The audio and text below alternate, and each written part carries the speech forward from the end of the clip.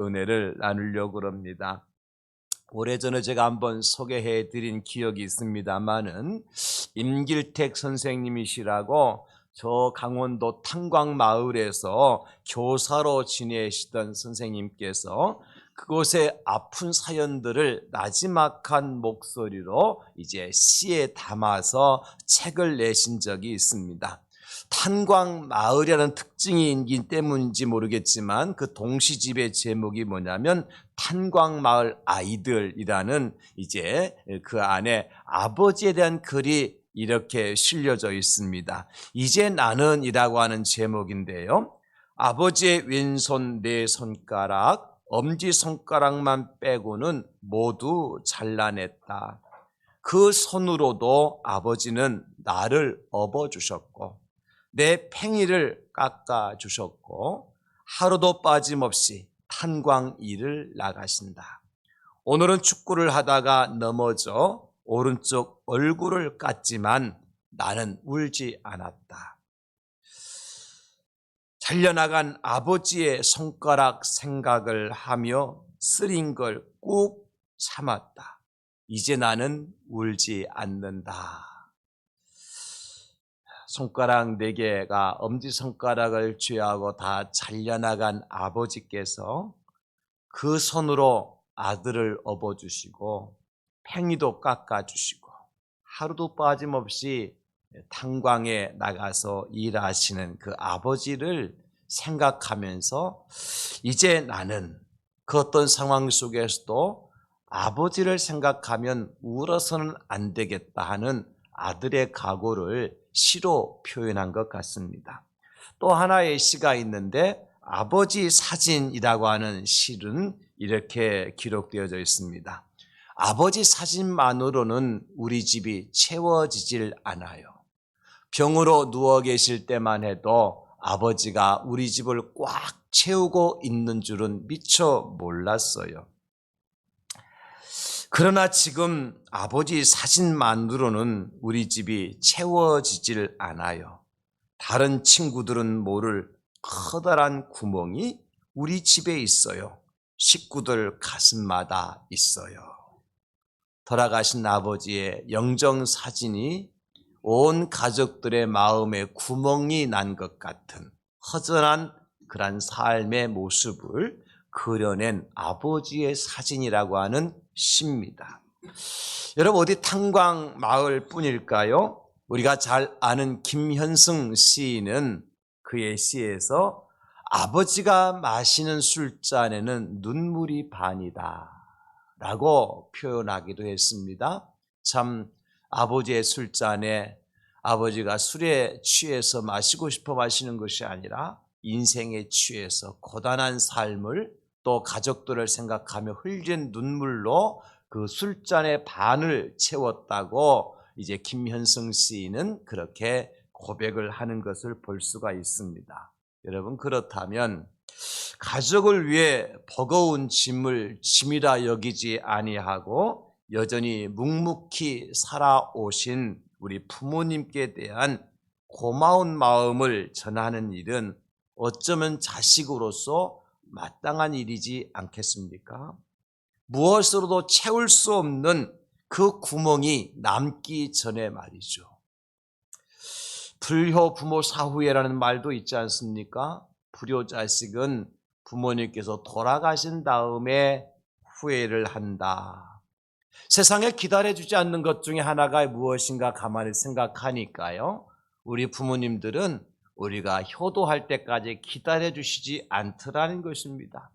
철 모를 때는 철이 없어서 효도를 하지 못하고 철이 들어서 뭔가 알만해서 부모님에게 효를 하려고 할 것 같으면 그 부모님이 우리 곁에 여전히 계시지 않지요.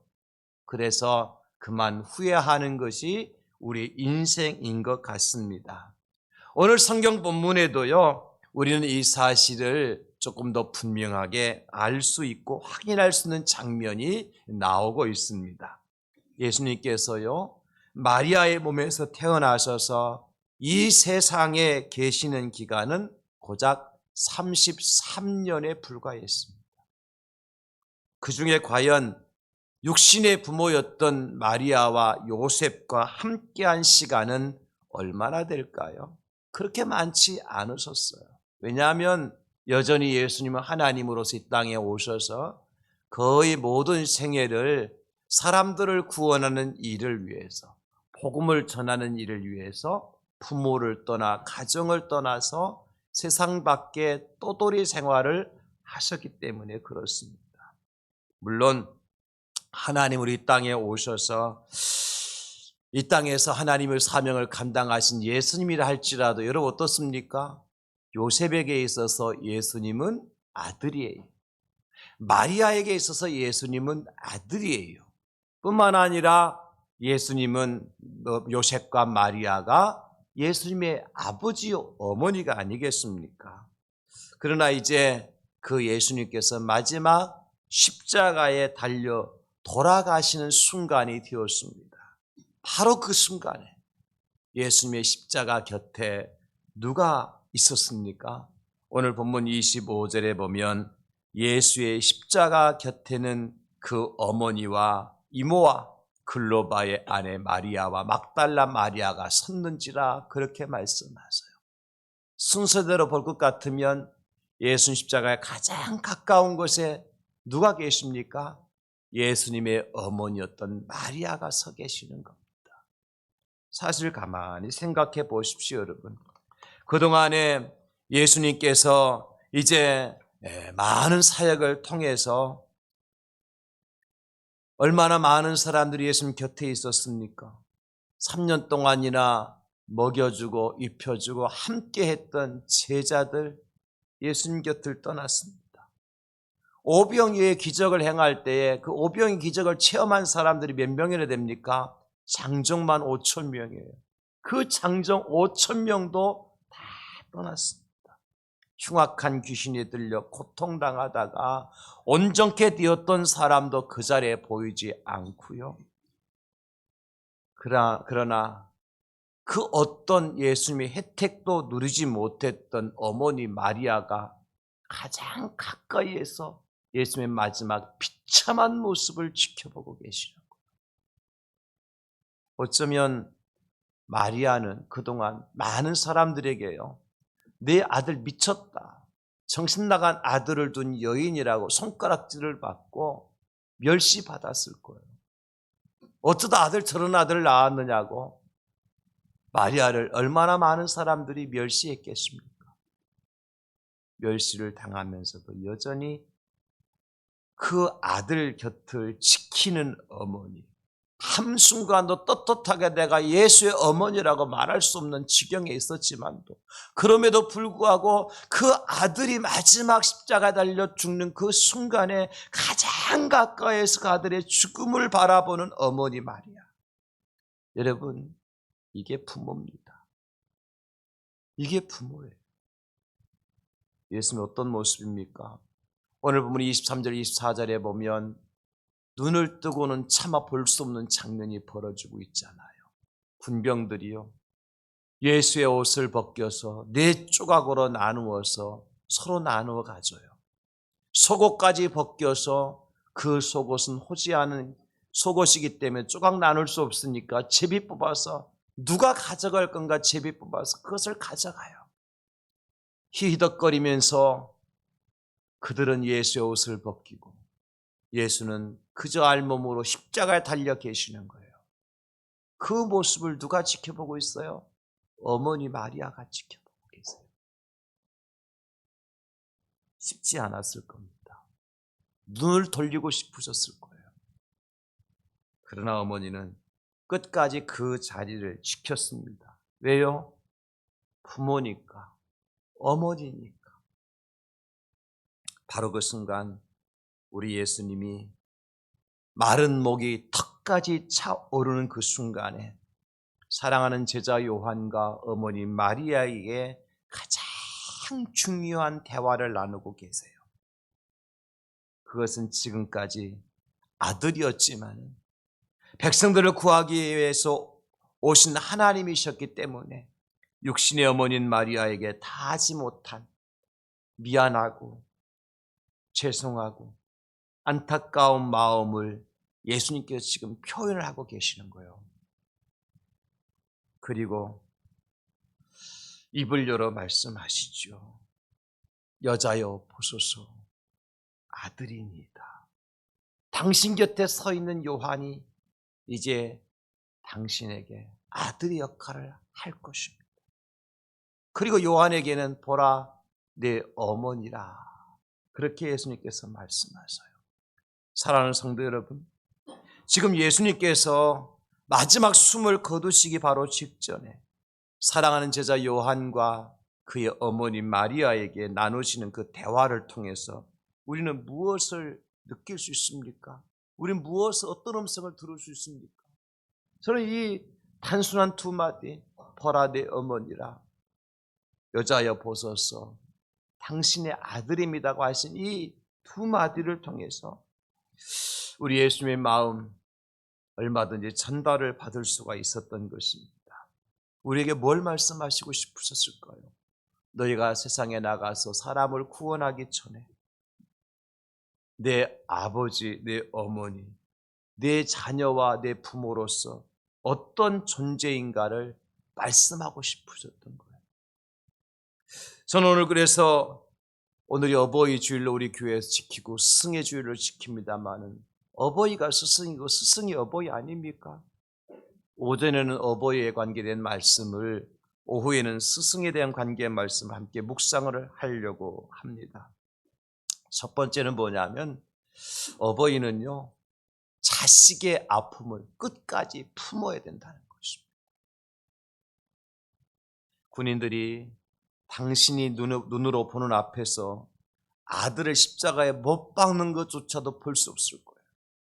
그런데 그 옷을 벗기고 서로 나누어 가지고 찢기고 그런 장면을 바라보는 어머니의 마리아. 25절을 보십시오. 예수의 십자가 곁에는 그 어머니가 계시더라. 여기서 어머니 마리아가 아들 예수님께 하신 말씀은 한마디도 없어요. 그렇죠?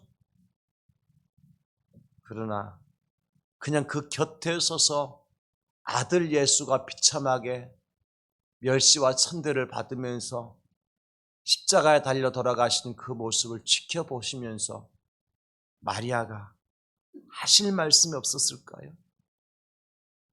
저는 그 마리아의 그 모습을 통해서 제 귀에 뭔가 쟁쟁하게 들리는 음성이 있었어요. 그것은 뭐냐면 내 아들은 온몸에서 피를 흘리고 죽고 있지만 나는 내 심장에서 심장 밖으로 품어내는 피와 눈물을 흘리고 있다는 것입니다. 차라리 내가 저 십자가에 달렸더라면, 차라리 내 옷이 저 무지한 군인들에게 벗겨져 찢겨져 나갔더라.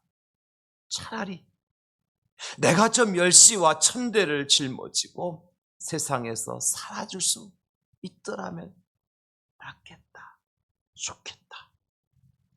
저는 이 묵묵히 지켜보는 마리아의 모습을 통해서 이 음성을 들은 거예요. 내가 저 십자가를 달릴 수 있는 게 더 낫겠다. 누구보다도 어머니 마리아는 잘 알고 있었습니다. 아들 예수님께서 그런 멸시와 천대를 받으시면서 십자가에 달려 죽을 죄가 없다는 사실을 말이에요. 지금까지 부모에게 효도를 다하지 못했다 하더라도 정말 안타까울 정도로 한 생명을 살리기 위해서 몸과 마음과 시간을 다 바치면서 희생하고 헌신하셨다는 사실을 누구보다도 마리아는 잘 알고 있었어요. 근데 그 아들 예수가 십자가에 달려 돌아가시는 겁니다. 우리가 그런 말을 하잖아요. 10손가락 깨물어서 아프지 않은 손가락 없다고. 근데 부모는 어떻습니까? 그 10손가락 중에서도 더 연약한 손가락, 조금 더 못난 손가락에 신경을 더 쓸 수밖에 없죠. 그러니 지금 마리아의 마음은 더 아픈 것입니다. 마리아에게는 예수님만 아들이 아니에요. 아들도 있고 딸도 있었어요. 그런 다른 아들, 딸들은 그냥 세상 속에 잘 살아가고 있습니다.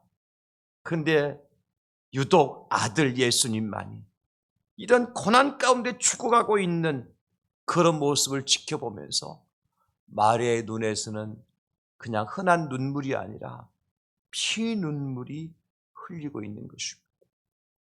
제가 이번에 선교지 방문 도중에 지난번에 저에게 오셔서 말씀 주셨던 주수훈 선교사님 만나 뵙고 왔습니다. 그분은 모로코 선교사지만 모로코는 선교사들이 들어갈 수 있는 땅이 아니에요.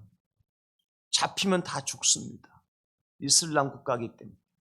그래서 모로코에 들어가지 못하시고 스페인의 저 변방에 그라나다라고 한 마드리드 변방에 있는 모로코에서 이주해온 이주민들을 중심으로 해서 선교하고 계시는 선교사님이셨잖아요.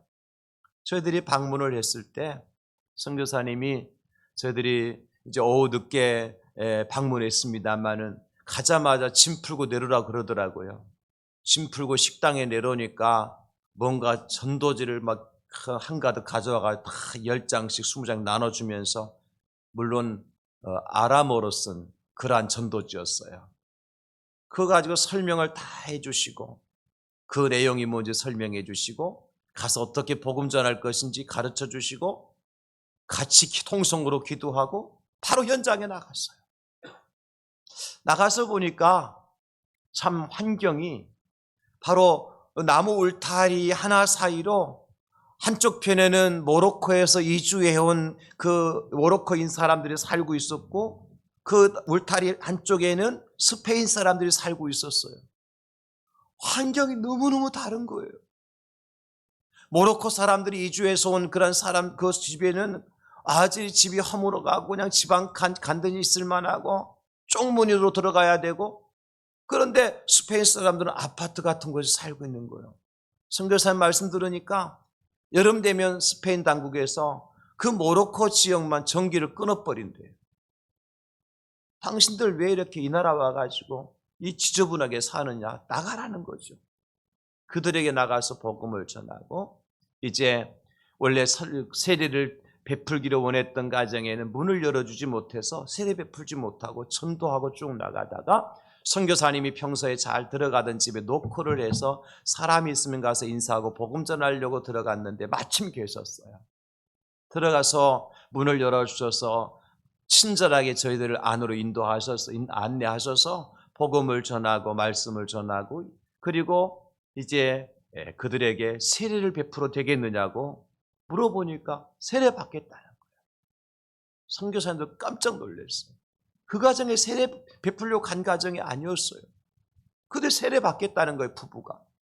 그래서 제가 남편 되신 분이 다리를 수술하고 아프고 그래서 그 아픈 다리를 붙들고 제가 안수기도 하고 그리고 난 다음에 세례를 베풀게 되어지는데 세례를 다 행하고 베풀고 난 다음에 잠시 음료 한 잔 마시면서 대화 중에 가족의 이야기가 나왔어요. 근데 옆에 앉았던 그 부인께서요. 모로코 부인이 덩치가요. 여러분 한 3배, 4배는 되거든요. 그런데 옆에 앉았다가 훌쩍훌쩍 하면서 어깨가 들썩이며 얼굴이 빨개지고 눈에 눈물이 그렁그렁 맺히는 거예요. 그게 왜 그러냐 그러니까 아들 이야기를 하는 거예요. 자녀가 둘 있는데 아들이 마약 중독이 돼서 지금 사람 노릇을 못하고 있는데 지금 그래도 조금 나아지고 있는 상황이라 그러면서 그냥 그 덩치 큰 그 부인께서 말이죠. 아들 얘기하면서 들썩들썩 제가 그 현장에서 그렇게 얘기했어요. 어머니는 한국의 어머니나 모로코의 어머니나 똑같구나. 어머니의 마음은 기독교인 어머니나 이슬람 교도인 모슬렘의 어머니나 자식을 향한 마음은 똑같구나. 제가 그렇게 얘기했어요. 세례를 베풀고 다 기도해주고 나오면서 밖에 나와서 또 그분이 우는 거예요. 아들 생각이 나서 우는 거예요. 그 모습을 보면서 야, 부모는 그분에게 딸도 있지만 딸 때문에 우는 것이 아니라 아들 때문에 우는 이유가 뭘까요? 더 아픈 손가락이다. 사랑하는 우리 성도님들, 이게 부모의 마음이 아니겠습니까? 아니, 부모가 가지고 있어야 될 자세라고 봐요. 성경에 집 나간 둘째 아들을 기다리는 아버지를 보십시오. 돌아온 동생에 대해서 신경 쓰는 아버지를 보고 화가 난 큰 아들에게 아버지가 이렇게 말씀하시더라고요. 누가복음 15장 31절과 32절에 보면 아버지가 이르되 너는 항상 나와 함께 있으니 큰 아들에게 하는 거예요. 내 것이 다 내 것이다. 그러나 이 내 동생은 죽었다가 살아났으며 내가 잃었다가 얻었기로 우리가 즐거워하고 기뻐하는 것이 마땅하다 하니라. 여러분 어떻습니까? 아버지가 뭐 때문에 아버지가 준 모든 재산을 가서 탕진하고 돌아온 아들을 그렇게 맞아주고 그렇게 환영합니까? 아버지에게 둘째 아들만 있는 게 아니지 않습니까? 큰아들이 화가 날 만도 해요. 집에서 충성하는 큰아들, 한 번도 아버지 속색인 적이 없는 큰아들. 그런데 아버지는 집 나갔다 돌아온 아들에 대해서 그렇게 더 신경을 쓰는 것 같은 느낌을 주는 행동을 한 이유가 뭐냐는 것입니다. 그 아들이 연약한 아들이었어요. 아버지의 사랑이 필요한 아들이었어요. 큰아들은 정말 마음이나 인격이 준비되어 있기 때문에 누가 뭐라고 해도 아버지의 마음에 쑥 드는 행동을 하고 또 사람들이 그렇게 인정을 받을 수 있습니다. 그래서 아버지가 뭐라 그래요? 뺏겨 다 내 거야. 너 주려고 다 준비해 주었어. 저는 이 장면을 통해서 진짜 아버지의 마음을 읽을 수가 있었습니다. 여러분 그게 뭡니까? 연약한 손가락에 더 마음이 가는 거예요. 이 아들 사람 만들고 싶었던 거예요. 큰아들은 큰아들대로, 둘째 아들은 둘째 아들대로 사람 만들고 싶었던 거예요. 그래서 관심의 끈을 놓지 않고 있었던 것입니다. 그러나 우리가 잘 아는 엘리와 같은 제사장 어떻습니까? 아들들이 어떻게 해요? 엘리 제사장의 아들들이 백성들이 제물을 가지고 오면 가장 좋은 살코기만 그냥 새갈고리를 찝어가지고 자기가 가서 불고기 해먹잖아요. 그런가 하면 회막에서 수종된 여인들과 동침하잖아요. 이 소식이 아버지 귀에 들려오지만 아버지 엘리 제사장이 어떡합니까? 얘들아 그러면 안 돼. 그건 잘못된 거야. 말 한마디로 끝나잖아요. 사람 못 만들었어요.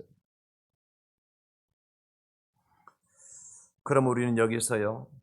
자식들의 약점을 끝까지 푸는다고 하는 것은요. 단순히 그냥 아파하고 덮어주는 것으로만 끝나는 것이 아닙니다. 때로는 따끔하게 매도될 때가 있어야 되고 때로는 아이들의 매를 대지 못하면 내 종아리라도 걷어붙이고 매를 맞는 아픔을 겪으면서까지도 그 자식이 자식되도록 포기하지 않는 것이 부모여야 된다는 것입니다. 그 잠언 기자는 이렇게 말씀하셔요. 22장 15절에 아이의 마음에는 미련한 것이 얽혔으나 징계하는 채찍이 이를 멀리 쫓아내리라. 이 19장 17절에도 말씀하시기를 내 자식을 징계하라. 그리하면 그가 너를 평안하게 하겠고 또 내 마음에 기쁨을 주리라. 13장 24절 매를 아끼는 자는 그 자식을 미워함이라. 자식을 사랑하는 자는 근실히 징계하느니라. 이게 품는 거예요, 여러분. 오늘날에는 아이들 한두 몇 개 안 낳기 때문에 그냥 오냐 하고 오기야 금이야 하니까 우리 아이들이 참 버릇이 조금 없잖아요. 제가 어저께 저 논산 훈련소에 다녀왔습니다. 약 1,800여 명의 훈련병들에게 세례를 베풀고 왔는데요. 참 훈련소는 훈련소입니다. 그냥 세례를 다 행하고 이제 마지막 시간에 부모들이 보내온 그런 영상을 띄워주는 시간이 있더라고요. 훈련병들한테. 그리고 부모들이 엄마가 아들아 하면서 울죠. 그 훈련병들이 울지 마, 울지 마. 그래서 3번씩 복창을 하더라고요. 그 엄마가 사랑한다 그러니까 훈련병들이 사랑해, 사랑해, 사랑해 3번 복창하더라고요. 떼창이 떼창, 복창에 떼창하는 거죠. 제가 그 순간에 뭘 생각한 줄 아십니까? 얘들 훈련소만 있었으면 좋겠다. 집에 나오지 말고. 훈련소에 있으니까 사람 된 것 같아요. 인간 같아요. 한마디로 말하면. 그냥 그렇게 누나가 무슨 말을 해도 사랑해. 엄마가 무슨 말해도 울지 마. 그러면서 떼창을 하는데요. 얘들이 밖에 나가서 이렇게 한다면 세상이 얼마나 좋을까? 가정이 얼마나 평안할까? 사람 만드는 현장인 것 같아요, 훈련소가. 그러면서 한쪽 편으로는 참 이 아이들이 세상에 그대로 세상에서 받아줘야 됩니다. 또 세속화되어지면 이 아이들이 원위치로 돌아가게 되어지면 어떻게 되나 그런 걱정도 있고요. 사랑하는 성도님들, 그렇습니다. 아픈 손가락 더 품어줘야 돼요. 마리아는요, 다른 아들, 딸들이 있었지만 예수님 마지막 십자가 달려가는 돌아가시는 순간 그 곁을 떠나지 않았어요. 당신의 아들이 겉옷을 벗겨서 4조각 나고 속옷까지 벗겨서 빼앗기는 그 순간에도 어머니는 그 아들에게서 시선을 돌리지 않았어요. 왜? 내 사랑하는 아들이니까. 더 연약한 그릇이니까. 여러분들의 자녀들 중에 약한 자가 있습니까? 여러분의 자녀 중에 더 아픈 자가 있습니까?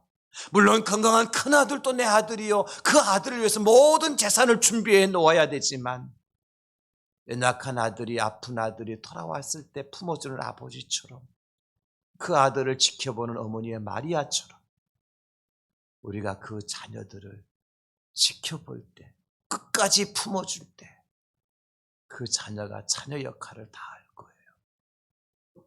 그런 여러분들의 부모가 되어줘서 자녀들에게 여러분들이 부모의 아름다운 모습을 보여주실 수 있기를 예수님의 이름으로 축원합니다. 에베소 6장 4절 또 아비들아 너의 자녀를 노엽게 하지 말고 오직 주의 교훈과 훈계로 양육하라고 말씀하셨어요. 두 번째는 우리 자녀들에게 말씀을 드리고 싶어요. 자식은 부모에게 할 도리를 절대로 잊지 말아야 됩니다. 잘 알고 있는 내용이죠. 비록 지금까지 예수님께서 어머니 마리아에게 아버지 요셉에게 효도를 다했다는 증거를 성경에 찾아볼 길이 없습니다. 오히려 한 번은 가족들이 예수를 만나게 찾아왔는데 제자들이 얘기하잖아요. 당신의 어머니와 형제들이 밖에서 찾아왔습니다. 그러니까 예수님께 뭐라고 말씀하세요? 마가복음 3장 35절에 누구든지 하나님의 뜻대로 행하는 자가 내 형제요 자매요 어머니니라. 누가 내 형제요 내 어머니냐? 하나님 뜻대로 행하는 자다. 그러면서 밖에서 아들을 찾는 어머니, 형을 찾는 동생들에게 관심도 두지 않아요. 그런데 그 예수님께서 마지막 순간에 사랑하는 제자 요한에게 어머니를 부탁하고 어머니에게 하시는 말씀이 뭐죠? 여자여 보소서 아들입니다. 어머니 이제부터는요 나는 죽어서 어머니 곁을 떠나지만 내 핏값으로 산 사랑하는 형제 요한이 어머니 모실 거예요. 내가 다 하지 못한 효도를 요한이 할 겁니다. 어머니 걱정하지 마세요. 슬퍼만 하지 마세요. 예수님이 그냥 육체 피만 흘린 것이 아니라 어머니를 보면서 저는 이 말씀을 하시는 여자여 보소서 아들이니이다 이 말씀하신 예수님을 통해서 예수님 눈에서는 피눈물이 나고 있는 거예요. 내가 조금만 더 어머니한테 잘했더라면, 조금만 더 어머니한테 친절하게 했더라면. 물론 예수님께 그렇게 하지 않으셨다는 말씀이 아닙니다. 예수님도 하나님이셨지만도 인간이었기 때문에 어머니에 대한 죄송한 마음이 왜 없었겠습니까? 세상 사람을 쫓아다니면서 그 배고픈 사람 배 채워주고 아픈 사람 고쳐주고 귀신 들린 사람 귀신 쫓아내는데 정신을 쫓아다니셨지만 예수님께서 마리아를 위해서 하신 일이 아무것도 없어 보여요. 그러니까 마지막 순간에 어머니 보소서 아들입니다. 사랑하는 우리 성도님들, 어쩌면 사랑하는 어머니 마리아 앞에서 힘들어하는 자신을 보여드리기가 싫어서 자기가 아파하고 고통스러워하는 어머니가 더 슬프고 힘들 것 같아서 예수님은 눈물 대신에 피를 쏟아내고 계시는 것입니다. 여러분 어머니를 위해서 피를 흘릴 각오가 되어 있습니까? 여러분 아버지 앞에서 눈물 대신에 피를 뽑아낼 준비가 되어져 있습니까? 사실 우리 부모는요, 자식들에게 큰 것 바라지 않습니다. 뭐 대통령 되는 걸 바라실까요? 그렇지 않습니다. 예수님처럼 피를 흘리기까지 효도하는 것을 원하시는 부모가 있을까요? 그렇지 않습니다. 차라리 내 피를 흘려 자식들이 나를 위해서 피 흘리면서 쓰러지는 것을 원하시는 부모는 없습니다. 다만 부모가 원하는 것은요, 자식이 그 자식의 자리에 있는 것을 원하는 거예요. 큰 거 아닙니다. 다른 보통의 아들과 딸들처럼 그 자리에서 그 자리를 지키고 있는 자녀, 그 아들과 딸을 바라보기를 원하시는 것입니다. 그래서 아버지를 아버지라고 어머니를 어머니라고 불러주고 인정해주는 그 아들과 딸을 원할 뿐이에요. 그것으로 만족해요. 사실 우리 예수님의 경우에도 우리 아버지 하나님에 대한 충성을 다하는 것이 육신의 부모에 대해 충성하는 것이기도 해요. 그렇지만 우리 예수님은 다르지만 그래서 요한에게 말씀하시는 거예요. 요한아, 내 어머니다. 예수님 자기의 책임을 제자들에게 전가하시는 것이 아니에요. 다만 내가 다 하지 못한 거 부탁하고 있는 것 아니겠습니까? 그래서 어떻게 해요? 27절 마지막 부분에 보니까 그때부터 그 제자가 자기 집에 모시니라 그랬잖아요. 요한이 한 번도 예수님은 지금까지 마리아를 자기 집에 모신 적이 없어. 왜야? 예수님은 자기 집에 없었어요. 그러나 요한은 그때부터 마리아를 자기 집에 모셨어요. 에베소 6장 1절로 3절 이렇게 말씀합니다. 자녀들아 주 안에서 너희 부모에게 순종하라. 이것이 옳으니라. 내 아버지와 어머니를 공경하라. 이것은 약속 있는 첫 계명이니 이로써 네가 잘되고 땅에서 장수하리라. 주 안에서 부모에게 순종하라. 골로새서 3장 20절에도 자녀들아 모든 일에 부모에게 순종하라. 이는 주 안에서 기쁘게 하는 것이라. 순종밖에 없는 것 같아요. 성경에서 부모에게 가장 순종을 잘했던 대표적인 사람을 찾으라고 할 것 같으면 이름은 나오지 않는데요. 사사 입다의 딸입니다. 사사 입다의 딸. 어떻게 순종했느냐? 사사 입다가요, 암몬과의 전쟁에서 만약에 하나님께서 나를 도와주셔서 암몬을 물리치고 승리하게 해주신다면 내가 전쟁에 승리하고 돌아올 때 가장 먼저 나를 맞이하는 사람을 하나님께 제물로 드리겠다고 서원을 해요. 그리고 전쟁터에 나갑니다. 하나님께서 승리케 해주셨어요. 승리의 기쁨을 가지고 승리의 전장터에서 가정으로 집으로 돌아옵니다. 그때 가장 먼저 맨발로 나서서 승리하신 그 입다를 환영하고 맞이해 준 사람이 누구냐면 그의 외동딸이었어요. 안타깝죠. 왜 그랬을까요? 딸은 우리 아버지가 그런 서운한 것을 알지 못했던 딸은 아버지가 전쟁터에서 승리해서 살아오고 돌아오신다는 그 아버지를 보고 싶어서 그 누구보다도 맨발로 찾아 나섰던 거예요. 우리 아버지가 살아서 돌아오셨다. 우리 아버지가 전쟁에 승리하고 돌아오셨다. 그 기쁨을 이기지 못해서 누구보다도 맨발로 맨 먼저 나가서 아버지를 끌어안은 거예요. 아버지, 사랑하는 아버지. 그때 입다가 얘기하잖아요. 딸아, 이게 웬일이냐. 내가 하나님께 이런저런 소원을 했는데 네가 왜 나오느냐. 그때 입다의 딸이 아버지한테 그렇게 말씀하세요. 성경 보십시오. 사사기 11장 36절. 딸이 그에게 이르되 나의 아버지여, 아버지께서 여호와를 향하여 입을 여셨으니 아버지의 입에서 낸 말씀대로 내게 행하소서.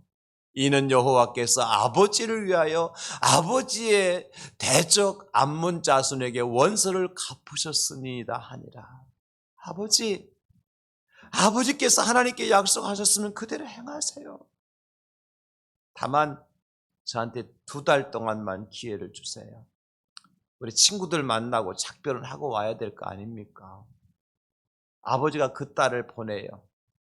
그런데 어떡합니까? 그 딸이 사사기 11장 39절. 저는 이 말씀이 너무너무 감동이에요. 2달 만에 그의 아버지에게로 돌아온지라. 2달 어간에 사람 마음 변할 수 있어 없어요? 얼마든지 변할 수 있었고, 얼마든지 그 딸은 아버지를 떠나서 도망갈 수도 있었어요. 2달이면 충분해요. 근데 그 입다의 딸이 어떻게 해요? 2달 만에 아버지에게로 돌아와요. 이게 가능한 일일까? 이게 가능한 일일까? 이게 순종이죠. 이게 효도죠. 그러나 우리가 잘 아는 삼손이라는 사람은 어떤 사람이었느냐?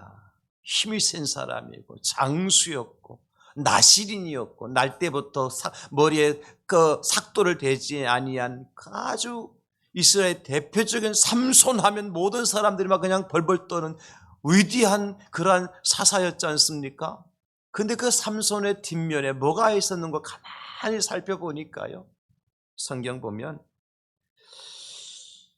사사기 14장 3절에 이렇게 말씀하세요. 그의 부모가 그에게 이르되 내 형제들의 딸들 중에는 내 백성 중에 어찌 여자가 없어서 네가 할례 받지 아니한 블레셋 사람에게 가서 아내를 맞이하려 하느냐 하니, 삼손이 그의 아버지에게 이르되 내가 그 여자를 좋아하오니 나를 위하여 그 여자를 데려오소서.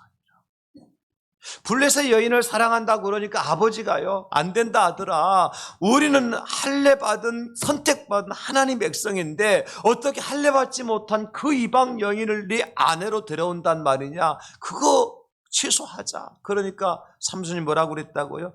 아버지, 내가 그 여자를 좋아하는데 나를 위해서 그 여자 데려오세요. 입다의 딸은 아버지를 위해서 내가 제물로 드리겠습니다. 삼손은 나를 위해서 그 여자 데려오세요.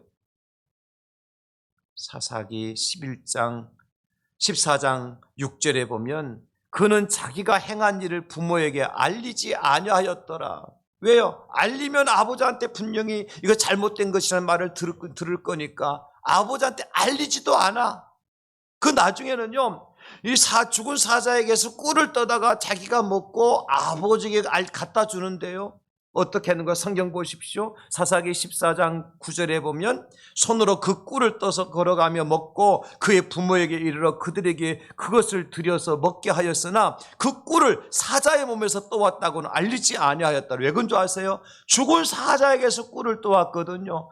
사사는요, 절대로 죽은 사체에 손을 대면 안 돼요. 왜냐하면 부정하게 되니까. 그거 속인 거요. 삼손이 아버지한테 엄마한테. 꿀을 갖다 줘서 효도했습니까? 아니잖아요. 아버지 어머니, 아니 하나님 백성으로서 해서는 안 될 일 해놓고 부모를 속이고 그것을 부모에게 갖다 먹이는 거요. 부정한 것을 갖다가. 이게 삼손이었어요. 결국 그 삼손이 나중에 어떻게 됩니까?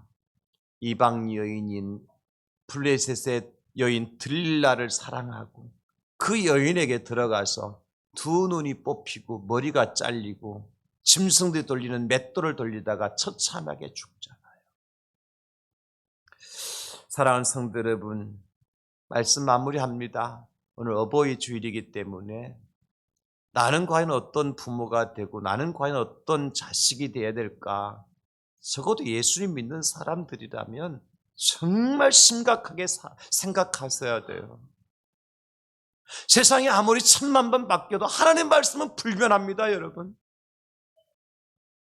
우리가 아무리 세상의 방법이 좋아 보이고 아름다워 보이더라도 우리가 따라가야 될 건 세상의 방법이 아니라 하나님 말씀 따라가야 된단 말이죠. 그런 부모가 되고 그런 자식이 되어야만이 하나님의 나라에 합당한 사람이 되는 거예요. 어떤 부모가 될까? 비록 내 눈에서 피눈물이 나는 현장이라 할지라도 부모로서 자식의 아픔을 끝까지 품어줄 수 있는 부모가 되어야 된다.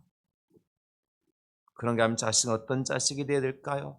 나의 생각과 전혀 다르다 할지라도 자식으로서 가장 작은 것이라 할지라도 마땅히 부모에게 순종해야 된다 하는 것이 하나님께서, 아니 우리 오늘 예수님과 마리아의 대화를 통해서 그 목격을 현장을 통해서 우리에게 말씀해 주시는 거예요. 사랑하는 성도님들, 우리가 예수님 믿잖아요. 믿으십니까? 하나님의 말씀이 진리잖아요. 믿습니까? 그렇다면 적어도 우리 대양지일교회 성도님들만큼이라도 내가 부모라면 부모로서, 자식이라면 자식으로서 마땅히 해야 될 본분이 무엇인가를 깨닫고, 예수님과 마리아의 이별은 절대로 슬픈 이별이 아니었습니다. 왜요? 예수님도 하셔야 될 일을 다 하셨고 마리아도 할 일을 다 한 이별의 현장이에요. 오늘 우리가 살펴본 본문의 현장이 그런 현장입니다. 가장 아름다운 현장이고 가장 완벽한 현장이에요. 우리도 부모로서 자식으로서 그런 아름답고 완벽한 현장을 만들어 가실 수 있는 우리 모든 성도님들 되실 수 있기를 예수님의 이름으로 축원합니다. 하나님 아버지, 부족한 게 너무 많습니다.